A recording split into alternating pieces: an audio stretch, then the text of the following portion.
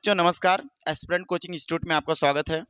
बच्चों class 10th का जो बोर्ड है उस बोर्ड में जो हम लोग एक प्रकाश चैप्टर है और एक विद्युत चैप्टर है ना। दो ही चैप्टर है और काफ़ी ये दोनों चैप्टर बहुत ब्रॉड बनाए गए हैं, बहुत गहराई तक हैं। तो बच्चों एक बात ध्यान दीजिएगा कि जो विद्युत चैप्टर है ये हमारे 10th के बोर्ड में अच्छा खासा क्वेश्चन लेके आता है। तो इसमें क्या लेवल होना चाहिए पढ़ने का, कितना क्वेश्चन सर बनता है एग्जाम में, क्या सर न्यूमेरिकल आते हैं कि नहीं आते हैं, इन सबको ध्यान में रखते हुए बच्चों हम लोग इस चैप्टर को पूरी तरीके से पढ़ेंगे। और बच्चों बहुत ज़्यादा इस चैप्टर को टेंशन लेने की बात नहीं है कि भैया इस चैप्टर से मेरा सवाल नहीं बनता, विद्युत का सवाल कैसे घुमा घुमा के देता है। तो ये सबको टेंशन नहीं लेना, आपको बिल्कुल टेंशन को परे रख करके पूरा चैप्टर पहले पढ़िए। और चैप्टर पढ़ने के बाद जब मैं एमसीक्यू क्वेश्चन लेके आऊंगा और एमसीक्यू क्वेश्चन की सीरीज देखिएगा तो बेहतर आपको मजा आ जाएगा क्या चैप्टर पढ़ा हमने, है ना भाई। तो चलिए देखिए आज हम टॉपिक कुछ क्लियर करते हैं, क्या टॉपिक हो सकती हैं। देखिए भैया विद्युत में पहले आप विशेष टॉपिक हमने बताया ना कि विद्युत को एक एक स्टेप बाय स्टेप पढ़ते चलना भैया, बहुत बढ़िया क्लियर होगा। तो विद्युत में सबसे पहला क्या टॉपिक आप क्लियर करेंगे, वैद्युत आवेश क्लियर करेंगे। वैद्युत आवेश क्लियर करने के बाद क्या पढ़ेंगे भैया, वैद्युत विभव। जैसे आवेश क्लियर करेंगे तो भैया यहाँ पे हम पढ़ते हैं ना धनात्मक आवेश क्या होता है, ऋणात्मक आवेश क्या होता है, आवेशों के गुण पढ़ लेंगे। इन सबको क्लियर करते हुए तब हम पढ़ेंगे वैद्युत विभव, है ना। इलेक्ट्रिक पोटेंशियल क्लियर करेंगे, फिर पढ़ेंगे हम इलेक्ट्रिक करंट, वैद्युत धारा। तो इस तरीके से हम बढ़ते हुए वैद्युत शक्ति पढ़ेंगे, है ना। उसके बाद वैद्युत धारा का उष्मन प्रभाव या इसी को तापन प्रभाव भी बोलते हैं। तो बच्चों इस बात पे बिल्कुल ध्यान दीजिएगा कि जो भी मेरे चैप्टर्स होंगे उसको हम धीरे धीरे फोकस करेंगे, है ना, धीरे धीरे पढ़ते हुए चलेंगे। और इस चीज को आप रिवीजन करिएगा बच्चों, जितना ज्यादा आप रिवीजन करेंगे, जितना बेहतर आप चीजों को दोहराएंगे, उतना ही बेहतर आपका होता चला जाएगा, उतना ही क्लियर होगा। तो देखिए चलिए आज हम स्टार्ट करते हैं सबसे पहले वैद्युत आवेश। ध्यान देखिएगा सबसे पहले क्या भैया, अच्छा एक चीज आपने बहुत पहले ऑब्जर्व किया होगा, जो हमारी पिछली क्लास से रही होंगी, प्रीवियस क्लास से, प्रीवियस की कक्षाएं जो थी उसमें जो भी क्लासें हम किए उसमें आप ऑब्जर्व किए होंगे कि आप कभी कभी सर ने बोला होगा कि भैया आप पेंसिल ले लो या पेन ले लो, प्लास्टिक की पेन लो, है ना, कांच, एक कांच को लेकर के बाल में रगड़ लो, रगड़ने के बाद कुछ कागज के छोटे छोटे टुकड़े करके हाथ पे रख करके उसको हम लेके पास जाते थे तो बड़ी आसानी से चिपक जाता था, है ना। वो खींच लेता था अपनी तरफ, जो कांच का छड़ होता था जब बाल में रगड़ लेते थे और ले जाएंगे कागज के पास तो खींच लेता था। दूसरी स्थिति क्या होती थी, एबोनाइट की छड़ हम लोग को देखने को नहीं मिली भाई। एबोनाइट की जो छड़ होती है उसे ऊनी कपड़ों से या रेशमी कपड़े पे रगड़ेंगे तो वो भी अपनी तरफ कागज को एक्सेप्ट कर लेता था। इसका पीछे लॉजिक क्या था, इसके पीछे लॉजिक क्या था भैया, इसके पीछे लॉजिक यही था कि वो चीजों को अपनी तरफ आकर्षित कर ले रहा है, इसका मतलब जो कांच है उसके अंदर आवेश आ जा रहा है, और जब आवेश आ रहा है तो वो आवेश क्या कर रहा है, उसको अपनी तरफ खींच ले रहा है। इसी चीज को पढ़ना मुझे। तो सबसे पहले क्या आपको पढ़ाए हम भैया, हेडिंग बनाएंगे वैद्युत आवेश। क्या हेडिंग बनाएंगे भाई, वैद्युत आवेश। सबसे पहली हेडिंग होगी आपकी वैद्युत आवेश। वैद्युत आवेश क्या है, अब इसका प्रयोग कैसे हम बता सकते हैं भैया वैद्युत आवेश क्या है। बोल सकते हो भैया यहां से कि प्लास्टिक, है ना, सॉरी प्लास्टिक ना लिख के ऐसा लिखो, कांच, कांच को, कांच को जब सूखे बाल के साथ रगड़ा जाता है, सूखे बालों में, बालों में रगड़ा जाता है, सूखे बालों में रगड़ा जाता है तो कांच की छड़ में, तो कांच की छड़, ये लिखो कांच की छड़ के द्वारा, कांच की छड़ के द्वारा कागज के कुछ छोटे छोटे टुकड़ों को लिखेंगे, कागज के, कागज के कुछ छोटे छोटे टुकड़ों को, कागज के कुछ, कागज के कुछ छोटे छोटे टुकड़ों को, है ना, क्या लिखेंगे, कागज के कुछ छोटे टुकड़ों को, टुकड़ों को अपनी तरफ आकर्षित कर लेता है, अपनी तरफ आकर्षित कर लेता है, आकर्षित कर लेता है।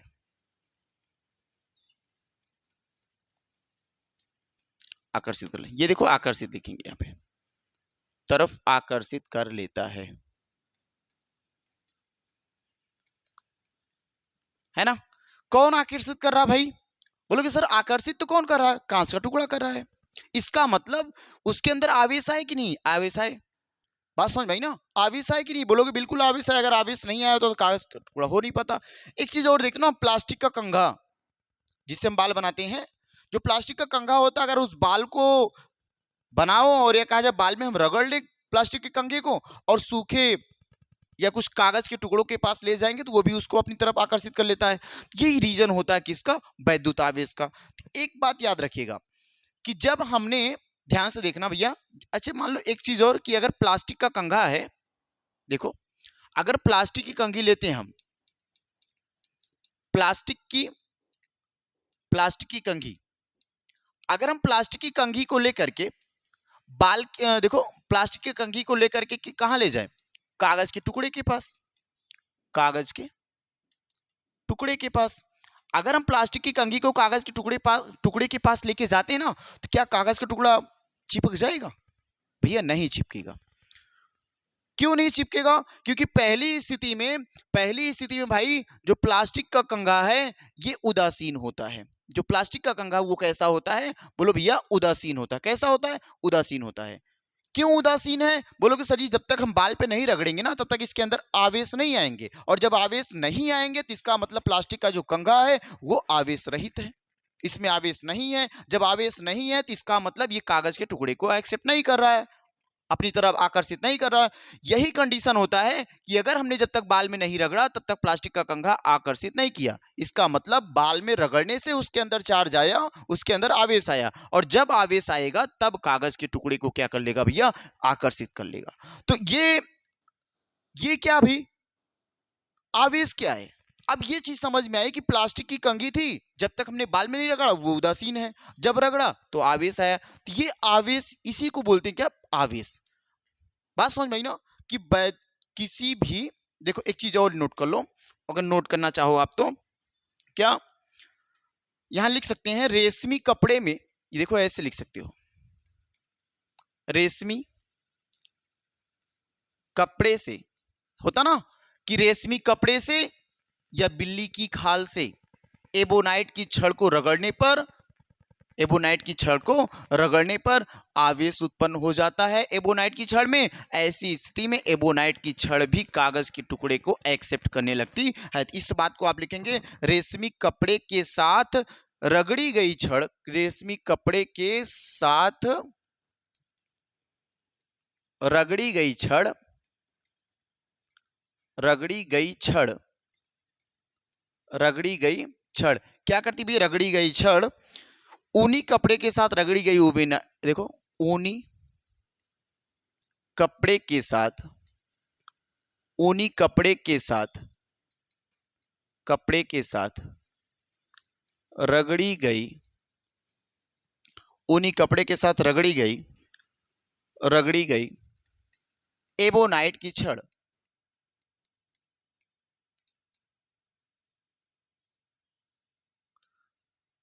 रगड़ी गई, यहां कांच की छड़ लिख सकते हो, रगड़ी गई कांच की छड़,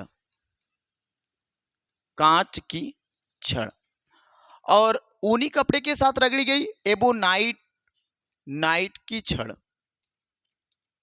एबोनाइट की छड़, एबोनाइट की छड़ क्या करता भैया? कागज के टुकड़े को अपनी तरफ आकर्षित कर लेता है। छड़ कागज के टुकड़ों को, कागज के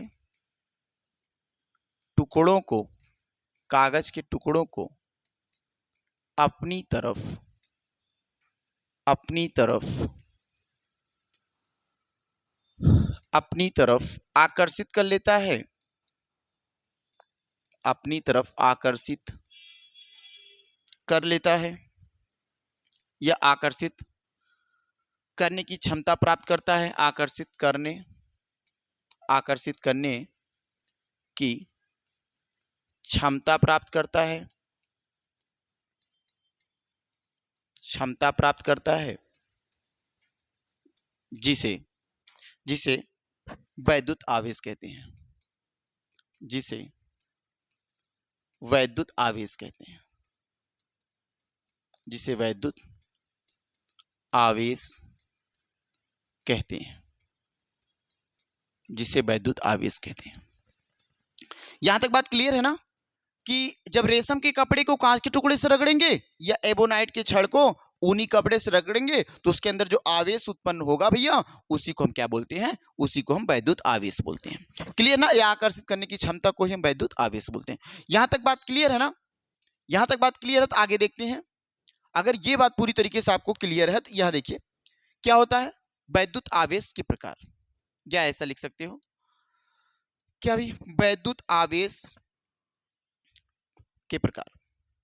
देखिए वैद्युत आवेश के प्रकार, वैद्युत आवेश, वैद्युत आवेश के प्रकार। कितने प्रकार का वैद्युत आवेश होता भैया, वैद्युत आवेश दो प्रकार का होगा।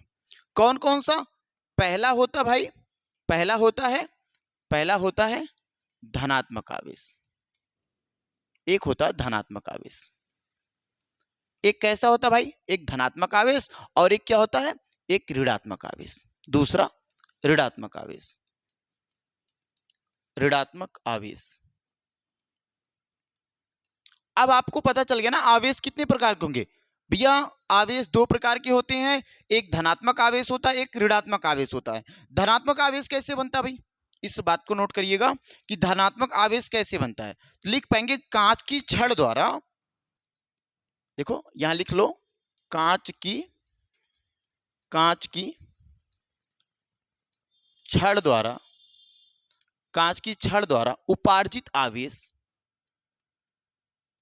उपार्जित आवेश, कांच की छड़ द्वारा उपार्जित आवेश क्या कहलाएगा, बोलोगे कांच की छड़ द्वारा उपार्जित आवेश क्या कहलाता है भैया, धनात्मक आवेश कहलाता है। ऋणात्मक आवेश किसे कहेंगे भैया, बोलोगे एबोनाइट की छड़ द्वारा, एबोनाइट की छड़ द्वारा, एबोनाइट की छड़ द्वारा, एबोनाइट की छड़ द्वारा उपार्जित आवेश, उपार्जित आवेश,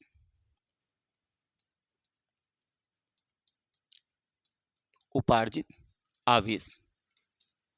एबोनाइट की छड़ द्वारा उपार्जित आवेश क्या कहलाता भाई, मेरे भाई क्या कहलाएगा, ऋणात्मक आवेश कहलाएगा।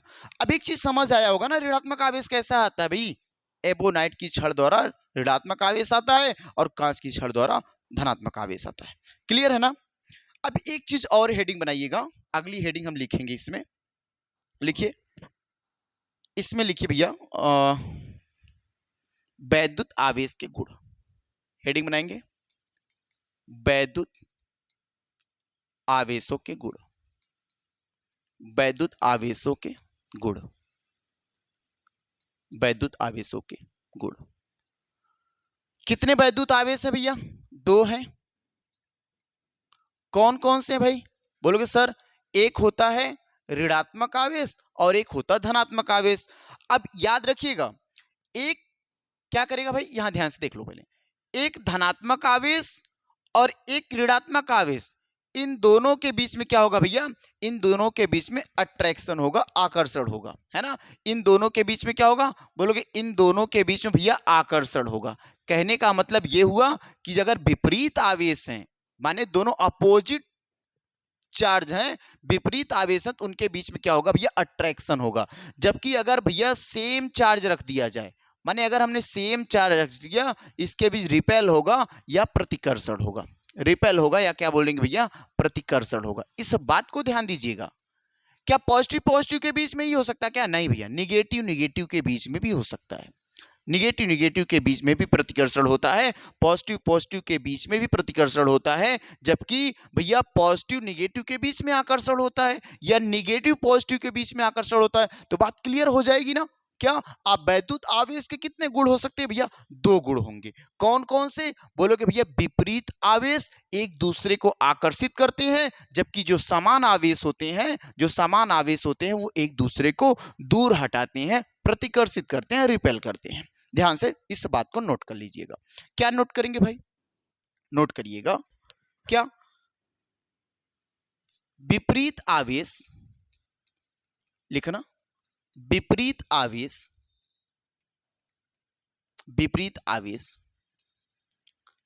एक दूसरे को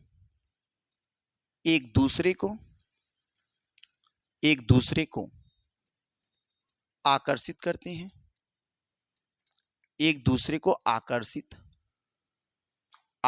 करते हैं, एक दूसरे को आकर्षित करते हैं। जबकि ये पहला पॉइंट हो सकता है। जबकि क्या लिखोगे भैया? जबकि, या ऐसे दूसरा पॉइंट ही लिख लो, समान आवेश एक दूसरे को, समान आवेश एक दूसरे को प्रतिकर्षित करते हैं, एक दूसरे को प्रतिकर्षित करते हैं, एक दूसरे को क्या करते हैं भैया? प्रतिकर्षित करते हैं। ये बात क्लियर है ना कि जो विपरीत आवेश होंगे ना वो एक दूसरे को क्या करते हैं भैया? आकर्षित करते हैं, जबकि जो समान आवेश होते हैं वो एक दूसरे को क्या करते हैं? प्रतिकर्षित करते हैं। क्लियर है ना? यहां तक भी बात क्लियर हो गई। एक बात और यहीं से नोट कर लेंगे। क्या भाई नोट करेंगे? एक बात यहीं से और नोट कर लीजिए। देखिए, वैद्युत आवेश का मात्रक क्या होता है, ये भी बात यहीं से नोट कर लीजिए। यहीं से नोट करेंगे, वैद्युत आवेश का मात्रक लिखेंगे, वैद्युत आवेश का मात्रक, वैद्युत आवेश का मात्रक क्या होता भाई? वैद्युत आवेश का मात्रक भैया क्या होता? कूलाम होता है। क्या होता है? वैद्युत आवेश का मात्रक कूलाम होता है। याद रखिए, वैद्युत आवेश का मात्रक क्या होता है? कूलाम होता है। इसको किससे प्रदर्शित करते हैं? लिख लो, इसे कैपिटल सी से प्रदर्शित करते हैं, कैपिटल सी से प्रदर्शित करते हैं, इसे कैपिटल सी से प्रदर्शित करते हैं।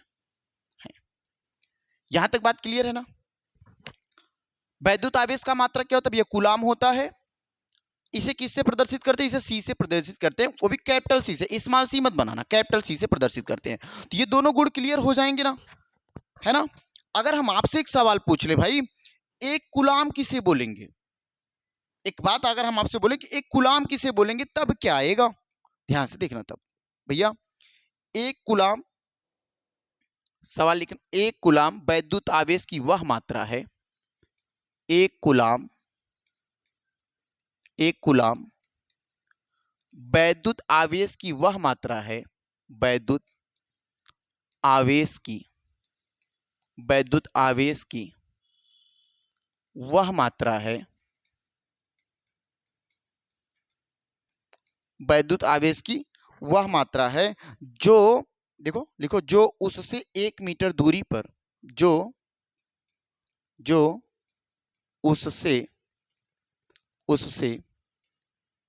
1 मीटर की दूरी पर, 1 मीटर की दूरी, जो उससे 1 मीटर की दूरी पर एक समान आवेश पर, 1 मीटर की दूरी पर एक समान आवेश पर, एक समान आवेश पर, एक समान आवेश पर 9 गुणे 10 की घाते 9 न्यूटन, देखो 9 आवेश पर 9 गुणा 10 की घाते 9 न्यूटन का बल आरोपित करती है या लगाती है, न्यूटन का बल आरोपित करती है या लगाती है। उसे क्या कहेंगे भैया? उसे बोलोगे एक कूलाम। एक कूलाम वैद्युत आवेश की वह मात्रा होती है जो 1 मीटर की दूरी पर एक समान आवेश पर अगर एक अलग समान आवेश है उस पे कितना बल लगाए, तो बोल देना भैया उस पे 9 गुणा 10 की घाते 9 न्यूटन का बल लगाए, तो उसे हम क्या बोलेंगे, 1 कूलाम बोलेंगे। जैसे देखो ध्यान से एक बात ध्यान देना, जैसे कोई भी पदार्थ होता है, कोई भी पदार्थ है, देखो जैसे एक पदार्थ है ये। अब इस पदार्थ को आप पहले पढ़े पदार्थ में, ये देखो इलेक्ट्रॉन होगा, है ना, इलेक्ट्रॉन होगा, प्रोटॉन होगा, प्रोटॉन भी होगा। अब आपको पता ना इलेक्ट्रॉन के ऊपर चार्ज क्या होता है ना। अगर पूछे हम यहां से लिखें इलेक्ट्रॉन होगा, अब इस पे पूछा जाए इलेक्ट्रॉन के ऊपर आवेश क्या होता है, इलेक्ट्रॉन का आवेश कितना होता है, इलेक्ट्रॉन का आवेश, इलेक्ट्रॉन का आवेश, तो आपका जवाब क्या निकल के आएगा भाई, सर इलेक्ट्रॉन का आवेश। और ऐसे में यहां पे आपसे जवाब पूछें भैया प्रोटॉन का आवेश क्या होता है, प्रोटॉन का आवेश क्या होता है, तो आप बोलेंगे भैया कि इलेक्ट्रॉन का आवेश हम पढ़े थे क्या भाई, 9th में ही पढ़ाया गया कि 1.6 इंटू में 10 की पावर -19। और यहां पे देखो 1.6 सेम यहां भी होता आवेश, लेकिन यहां पे देखो सेम सेम दोनों रखा गया, क्या अब ये कूलाम, क्या इतना कूलाम आवेश, इसके ऊपर भी ये कूलाम, इतना कूलाम, क्लियर है ना। अब मुझे बताओ ये क्या दोनों सही, भैया ये तो बिल्कुल सेम सेम दिख गया, तो हम क्या बोलेंगे, दोनों हो सकते हैं, नहीं भैया यहां पे माइनस लगा सकते हो। माइनस क्यों लगाते भैया, क्योंकि आप यहां पे नोट पॉइंट में बना सकते हो क्या, इलेक्ट्रॉन, इलेक्ट्रॉन, इलेक्ट्रॉन ऋणात्मक होते हैं, इलेक्ट्रॉन ऋणात्मक होते हैं या ऋणात्मक आवेश देते हैं, इलेक्ट्रॉन ऋणात्मक आवेश देते हैं या इलेक्ट्रॉन ऋणात्मक होता है, ऐसा लिख लो, इलेक्ट्रॉन ऋणात्मक होता है। अब प्रोटॉन क्या होता है भैया, प्रोटॉन, प्रोटॉन धनात्मक होता है, प्रोटॉन धनात्मक होता है ना। इसी वजह से हम लोग जब पढ़े थे इलेक्ट्रॉनिक कॉन्फ़िगरेशन पढ़े थे, तो या फिर आप लोग पढ़े ना पहले कि कोई भी नाभिक होगा, किसी भी परमाणु का नाभिक होगा, तो नाभिक हमेशा कैसा होता है, धनावेश होता है। धनावेश होने का रीजन क्या भैया बोलोगे, इसके अंदर प्रोटॉन भरे होते हैं, नाभिक के भीतर क्या भरे होते हैं, प्रोटॉन। और इसी के बारे में आपको बताया गया था कि जो नाभिक होता है उसके किनारे किनारे जो कक्षा पाई जाती हैं, एसपीडीएफ जो पढ़ाया गया होगा आपको, जो बाहर की जो कक्षाएं होती हैं, इन कक्षाओं में इलेक्ट्रॉन मूवमेंट करते हैं। इन्हीं कक्षाओं में कौन मूवमेंट करते हैं भाई, इन्हीं कक्षाओं में इलेक्ट्रॉन मूवमेंट करते हैं। तो ये देखो ध्यान से, अब ये इलेक्ट्रॉन, ये इलेक्ट्रॉन और ये प्रोटॉन, ध्यान देना कि जो ये प्रोटॉन है नाभिक में और जो ये साइड साइड में इलेक्ट्रॉन मूवमेंट कर रहे हैं, ये भी प्रोटॉन इलेक्ट्रॉन को क्या करके रखा है, बांध के रखा है, आकर्षित करके रखा है।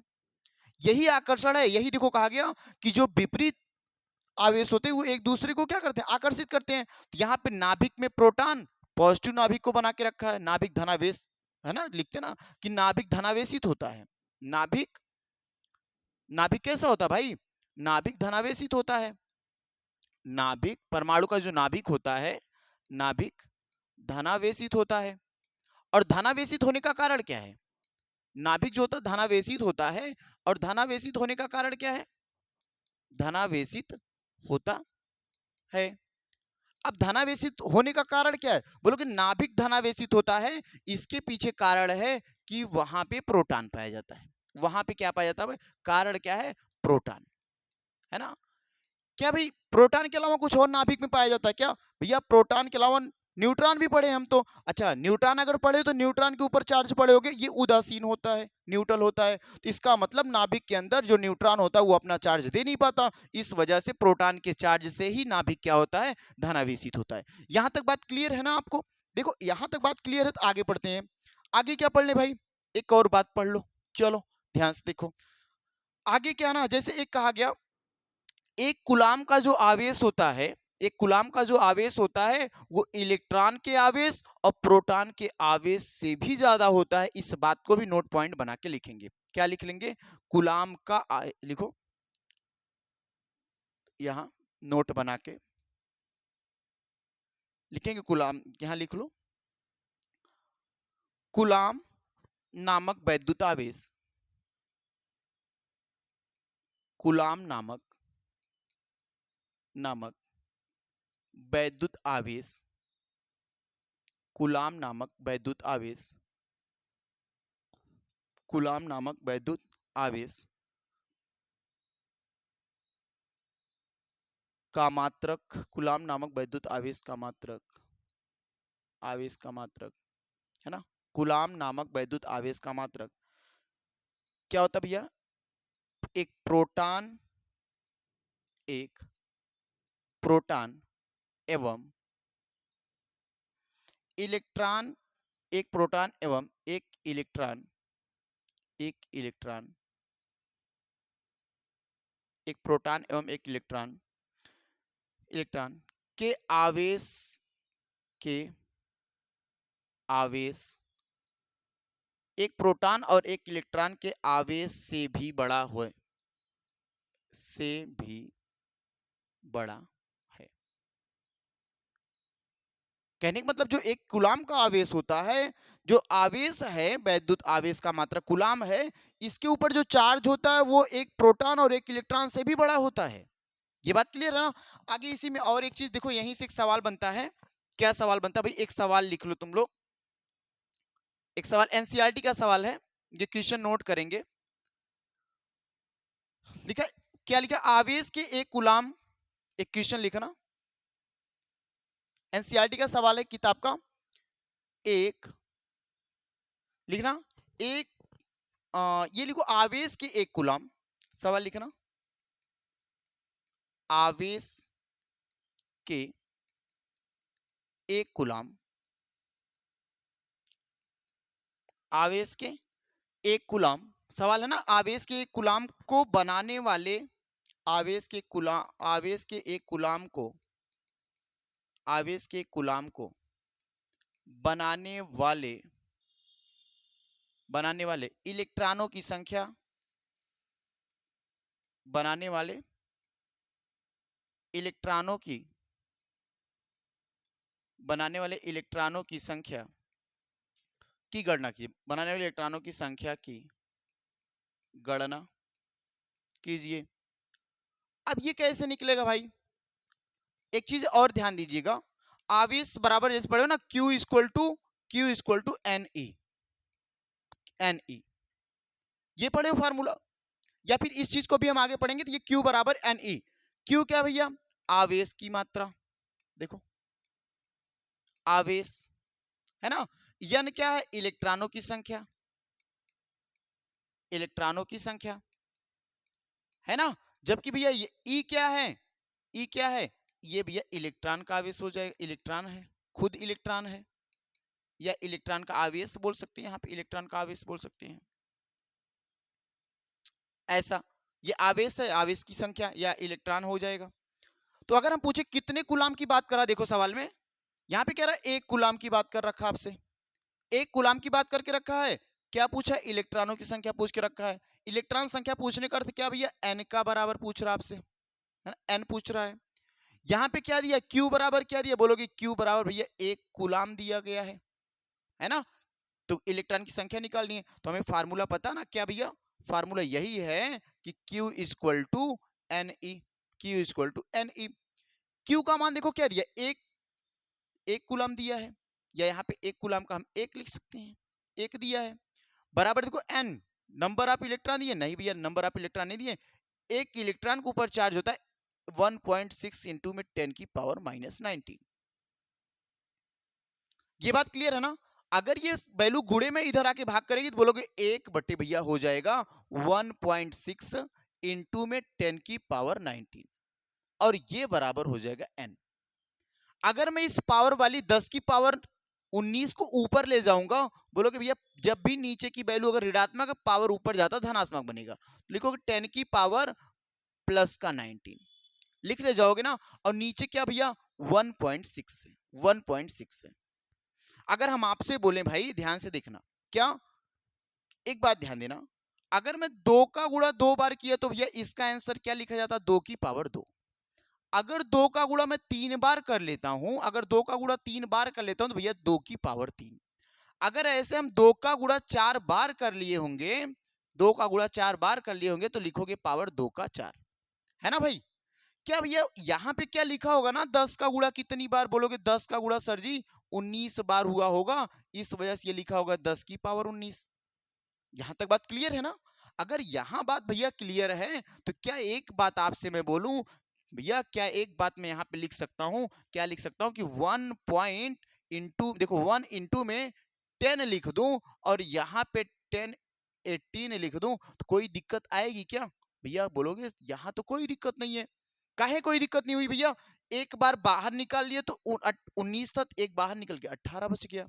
अब ये देखो यहां से मैं लिखना चालू कर रहा हूं, अगर ये ऐसा है तो यहाँ पे दशमलव नीचे है और दशमलव हटाने के लिए नीचे भी 10 से गुणा करना पड़ेगा तो ऊपर भी 10 से गुणा करना पड़ेगा। तो भैया यहां अगर मैं 10 से नीचे गुणा कर दूं, ध्यान से देखना, अगर मैं यहाँ 10 से नीचे गुणा कर दूंगा, यहाँ पे 10 से नीचे गुणा और ऊपर भी मुझे 10 से गुणा करना पड़ेगा, ध्यान से देखना।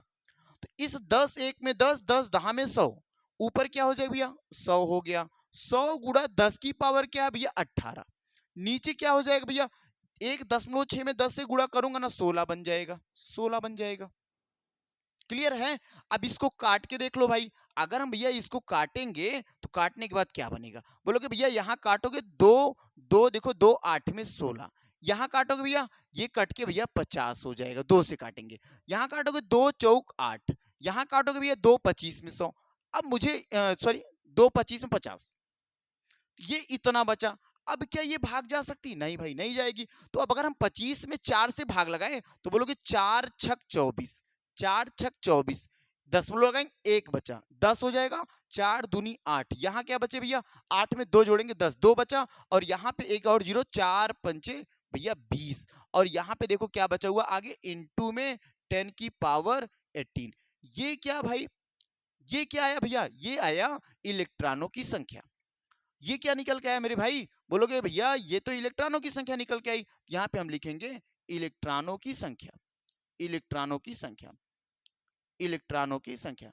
अगर आपको अब इलेक्ट्रॉनों की संख्या पूछने के लिए कहेगा तो क्या आप निकाल पाओगे? बोलेंगे भैया निकालेंगे, किस फार्मूले से निकालेंगे, Q equal to n e, Q equal to n e से निकाल ले जाओगे। क्लियर है ना? इसका मतलब यहां ध्यान से देखो, इस बात को हम नोट कर सकते हैं, क्या नोट कर सकते हैं भैया, नोट बना के इस बात को आप लिख सकते हो, देखो नोट बना के इस बात को आप लिख सकते हो, क्या लिखेंगे कि एक साथ, यहां लिख लो, एक साथ 6 पॉइंट कितना लाए थे भाई 6.25 इंटू में 10 की पावर 18, यही ना लाए थे अभी, यही ना लाए थे कि 6.25 इंटू में 10 की पावर 18 इलेक्ट्रॉन मिलकर, इलेक्ट्रॉन मिलकर, इलेक्ट्रॉन मिलकर, है ना, एक साथ 6.25 इंटू में 10 की पावर 8 इलेक्ट्रॉन मिलकर आवेश का, आवेश का एक कूलाम बनाते हैं, आवेश का, आवेश का क्या बनाते भैया एक कूलाम, आवेश का एक कूलाम, आवेश का एक कूलाम क्या करते हैं भैया बनाते हैं, आवेश का एक कूलाम बनाते हैं। इसका मतलब हम लिख सकते हैं, क्या लिख सकते हो, एक कूलाम बराबर, यहां लिख सकते हो क्या, एक कूलाम बराबर, क्या लिखोगे, एक कूलाम बराबर हम लिख पाएंगे 6.25 इंटू में 10 की पावर 18 इलेक्ट्रॉन, इतनी बात हम लिख पाएंगे, 10 की पावर 18 इलेक्ट्रॉन, है ना भाई, इतनी बात आप लिख पाओगे। या इलेक्ट्रॉनों का आवेश, या ऐसा बोल दो इलेक्ट्रॉनों का आवेश एक कूलाम बराबर 10 की पावर 6.25 इंटू में 10 की पावर 18 इलेक्ट्रॉनों का आवेश, है ना, इलेक्ट्रॉन के आवेश, ये भी बात लिख सकते, कोई दिक्कत नहीं है, इलेक्ट्रॉन का आवेश। यहां तक बात क्लियर हुई ना? अब इसके बाद हम पढ़ते हैं, एक चीज और लिख लो, एक बात और यहीं पे नोट कर लेना, लिख लेना कूलाम के वैद्युत आवेश का, देखो कूलाम, यहां लिख लो कूलाम, कूलाम वैद्युत आवेश का, वैद्युत आवेश का, कूलाम वैद्युत आवेश का बहुत बड़ा मात्रक है, बहुत बड़ा मात्रक, बहुत बड़ा मात्रक है। ये भी आप आसानी से लिख ले जाओगे ना। एक चीज और पढ़ते हैं भाई, क्लास बहुत बड़ी ना हो जाए, लेकिन एक चीज और पढ़ते हैं इसके साथ, क्या भैया चालक और रोधक पढ़ लो, उसके बाद हम छोड़ देंगे। क्या भैया, हेडिंग बनाओ, देखो ध्यान से। वैद्युत का प्रवाह, जैसे आवेश बह रहे हैं ना, आवेश का बहना अगर आसानी से बह रहे हैं तो कंडक्टर, और आसानी से नहीं बहे तो इंसुलेटर। ये चीज पढ़ेंगे हम। क्या पढ़ेंगे भैया, होता ना क्या एक वर्ड आता चालक, चालक और रोधक, या रोधी लिख लो, या इसी को बोलते हैं रोधक। रोधक, चालक, रोधक बोल दो, ऐसा कुछ है ना। चालक का और रोधी क्या होता है भैया, चालक, ध्यान देना, हेडिंग बनाएंगे चालक। जब आवेश आसानी से प्रवाह कर जाए किसी पदार्थ में, जब आवेश आसानी से, या कहा जाए जब विद्युत धारा आसानी से बह जाती है तो बोलते हैं क्या भैया, उसे बोलते हैं चालक। अगर विद्युत धारा नहीं बह रही तो वो रोधी है, या अवरोध उत्पन्न हो, आवेश का बहने में अवरोध उत्पन्न हो, तो उसे बोलेंगे रोधी। लिख लेंगे वैद्युत, देखो क्या लिख पाओगे, वैद्युत आवेशों का प्रवाह, हाँ लिख लेंगे इसमें, वैद्युत आवेशों का प्रवाह, वैद्युत आवेशों का प्रवाह, वैद्युत आवेशों का प्रवाह, वैद्युत आवेशों का प्रवाह आसानी से हो तो उस पदार्थ को, या हो तो उसे क्या बोलते हैं भैया, चालक बोलते हैं। और अगली हेडिंग क्या बना लेंगे, रोधी। यहां बना लो रोधी, या रोधी या रोधक। इंसुलेटर इसी को बोलते हैं। इसमें क्या होता है, सेम विपरीत है, इसमें आसानी से प्रवाह हो रहा है, इसमें आसानी से प्रवाह नहीं होगा। लिख लेंगे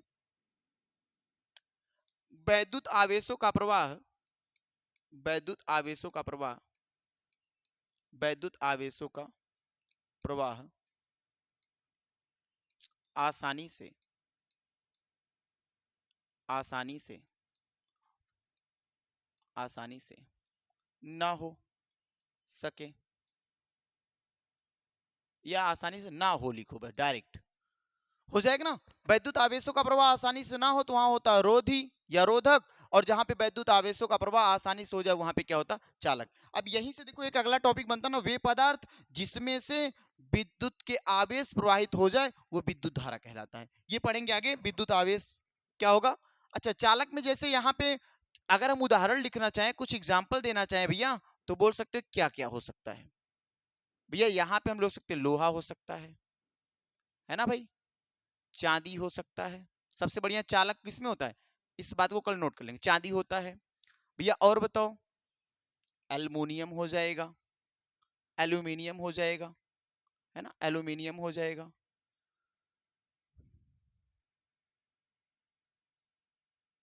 है ना भाई। ऐसे यहां पे आओगे रोधी में क्या भैया, लकड़ी, सूखी लकड़ी, सूखी लकड़ी हो जाएगा,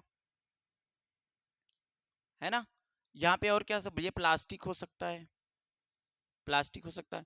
बस इतनी बात याद रखो, जिसमें से आवेश प्रवाह ना कर पाए, रोधी क्या भी है, जिसमें से आवेश प्रवाहित नहीं होते हैं, वो क्या कहलाते हैं, वो बोलोगे आप वैद्युत, ये देखो रोधी बोलेंगे, और जिसमें से आवेश प्रवाहित हो जाएंगे उसे हम चालक बोलेंगे। भैया बस आज इतनी बड़ी क्लास रखेंगे, क्लास बहुत बड़ी हो जाएगी, तो आप इतनी बातों को देखिएगा। इसके आगे हम कल पढ़ेंगे वैद्युत विभव, वैद्युत धारा, विभवांतर, ठीक है ना। अगली वीडियो में इस चीज को देखेंगे। थोड़ा सा आप लोग सपोर्ट करिएगा, थोड़ा आप सपोर्ट करिए, लाइक और शेयर करते रहिए, और वीडियो को सब्सक्राइब भी करवाते रहिए, है ना भाई।